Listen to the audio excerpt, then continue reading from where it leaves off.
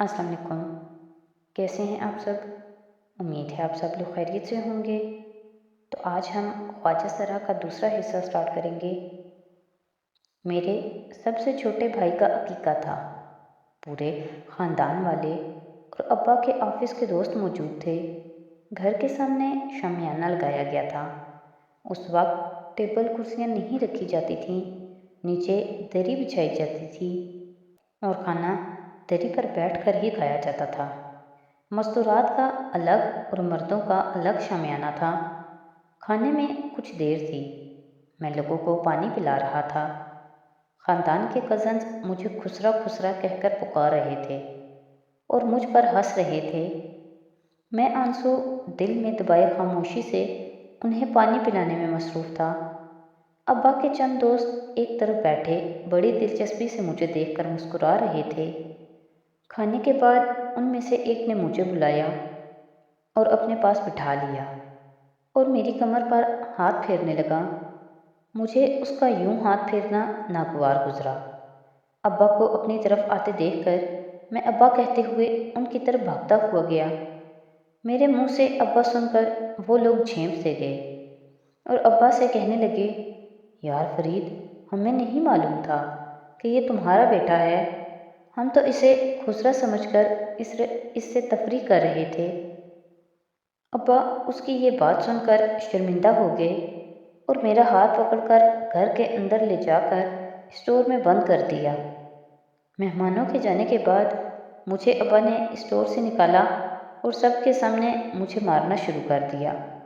अम्मा मुझे बचाने के लिए आगे बढ़ी तो उन्हें भी धक्का देकर गिरा दिया। खबरदार, अब बहुत हो गई, ये खुसरा अब यहाँ नहीं रहेगा और अगर अब तुमने इस खुसरे की हमायत की तो मैं घर छोड़कर निकल जाऊँगा। मैं उसकी वजह से बहुत ज़लील हो चुका, अब मज़ीद ज़लील होने की हिम्मत नहीं। उसे आज ही उसकी असल जगह छोड़ कर आओ। 15 मिनट तक अब्बा मुझे मारते रहे और अम्मा को सुनाते रहे।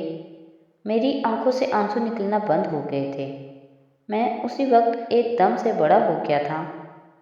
अपनी हैसियत और औकात आज सही मानों में मालूम हुई थी। मेरा दिल शिद्दत गम से फटता जा रहा था। मेरा बस नहीं चल रहा था कि मैं उसी वक्त ज़मीन में ज़िंदा दफन हो जाऊं। जब अब्बा मारते मारते थक गए तो ये कहते हुए बाहर चले गए, मैं 1 घंटे बाद घर आऊँगा और इस मनहूस की शक्ल दिखी तो फिर मेरा मुंह तुम कभी नहीं देखोगी। अब्बा के जाने के बाद मैं खामोशी से खड़ा हुआ और अलमारी से अपने कपड़े निकालकर अटैची केस में रखने लगा और अटैची केस लेकर अम्मा के पास आ गया। अम्मा, मुझे मेरी असल जगह छोड़कर आओ। अम्मा, जो रो रही थीं, चीख मारकर मुझसे लिपट गईं और धाड़े मार कर रोने लगीं। लेकिन मैं अब नहीं रो रहा था, बस अम्मा के आंसू ख़त्म होने का इंतज़ार कर रहा था। अम्मा के आंसू ख़त्म हुए तो मैं अम्मा के कमरे में गया और अम्मा का बुर्का लाकर अम्मा को थमा दिया।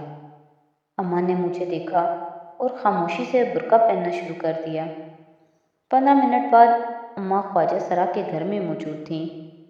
ख्वाजा सरा अम्मा का चेहरा देखकर सब समझ गया और बड़ी इज्जत से अम्मा को बिठाया और चाय बनाकर अम्मा के सामने चाय रख दी। अम्मा की आंखों से दोबारा आंसू निकलना शुरू हो गए। ख्वाजा सरा कहने लगा, बहन जी, इस दुनिया में सिर्फ एक वाहिद माँ ही की हस्ती है जो हम ख्वाजा सरा को बर्दाश्त कर सकती है और कोई नहीं, लेकिन वो भी कुछ अरसे बाद मजबूर हो जाती है। आप बेफिक्र होकर इसे हमारे पास छोड़ जाओ। हम आप लोगों की खुशी के मौका पर नाच गाकर पेट पालते हैं, लेकिन अपनी इज्जत नहीं बेचते। ये हमारे पास महफूज रहेगा। उसे यहाँ मोहब्बत और अपनायत मिलेगी। कोई इसका मजाक नहीं उड़ाएगा। आपका जब दिल करे इससे मिल सकती हैं या इसे अपने घर बुला सकती हैं, लेकिन मुझे मालूम है कि आपका शोहर कभी इसे घर बुलाना पसंद नहीं करेगा। अम्मा ने मुझे अपने साथ लिपटा लिया میرے چہرے پر بوسوں کی بارش شروع کر دی۔ روتی جا رہی تھی اور بوسے لیتی جا رہی تھی۔ میرے اندر آنسوؤں کا سیلاب جاری تھا، لیکن آنکھیں خشک تھیں۔ کچھ دیر بعد اماں اپنے گھر چلی گئیں۔ وہاں 6 خواجہ سرا رہتے تھے، میں 7واں تھا۔ اس خواجہ سرا نے میرا بستر اپنے ساتھ لگا لیا اور سارے خواجہ سرا مجھ سے بڑی محبت سے باتیں کرنے لگے، اپنے بارے میں بتانے لگے اور مجھ سے میری پسند کا کھانا پوچھ کر 2 خواجہ سرا کھانا بنانے لگے۔ آلو گوشت کھا کر یوں ہی باتیں کرتے کرتے سو گیا۔ صرف 3 دن میں میرا دل وہاں لگ گیا اور ہنسنے بولنے لگا۔ میرے لیے لڑکی والے 4 جوڑے بنائے گئے اور 1 ہفتے بعد مجھے 2 خواجہ سرا اپنے ساتھ ایک گھر لے گئے جہاں بچے کی خوشی منائی جا رہی تھی۔ وہاں ایک نے ڈھول بجاتے ہوئے گانا اور دوسرے نے ناچنا شروع کر دیا۔ کچھ دیر بعد 2 سوٹ اور 150 روپے ان لوگوں سے جمع کر کے ہم گھر آ گئے۔ اب اسی طرح مجھے ساتھ لے جاتے رہے اور مجھے آہستہ آہستہ اچھا لگنے لگا۔ 2 ماہ بعد میرے کہنے پر انہوں نے مجھے بھی ناچنا گانا سکھانا شروع کر دیا۔ مجھ سے ساری بڑی محبت کرتے تھے۔ میری پسند کے کھانے بنائے جاتے، میرے لیے ہر دوسرے روز مٹھائی لائی جاتی۔ اماں شروع میں تو ہر دوسرے دن آتی، لیکن آہستہ آہستہ وقفہ لمبا ہونے لگا۔ 4 ماہ بعد اماں آئیں اور مجھے گلے لگا کر کہنے لگیں، بیٹا ہم کل یہاں سے دوسری جگہ شفٹ ہو رہے ہیں۔ تیرے ابا نے مکان بیچ کر دوسرے علاقے میں مکان لے لیا ہے، تو بیٹا اب میں تجھ سے ملنے 2-3 ماہ بعد ہی آ سکتی ہوں۔ یہ کہہ کر اماں چلی گئیں۔ مجھے دکھ تو ہوا، لیکن اب میرے اپنے میرے ساتھ تھے۔ چند دن میں سب بھول کر دوبارہ اپنی زندگی میں مست ہو گیا۔ 2 سال اسی کھیلتے ناچ گاتے سیکھتے سکھاتے گزر گئے۔ اب میں ان سے بھی اچھا ناچنے لگا تھا۔ گروجی مجھے اپنے ساتھ لے جانے لگے۔ میں ناچتا، گروجی گاتے، لوگوں کو میرا ناچ پسند آنے لگا اور زیادہ پیسے ملنا شروع ہو گئے۔ اب لوگ مجھے خصوصی طور پر تقریب کے موقع پر بلانے آنے لگے۔ میں سارے خواجہ سرا کا لاڈلا بن چکا تھا۔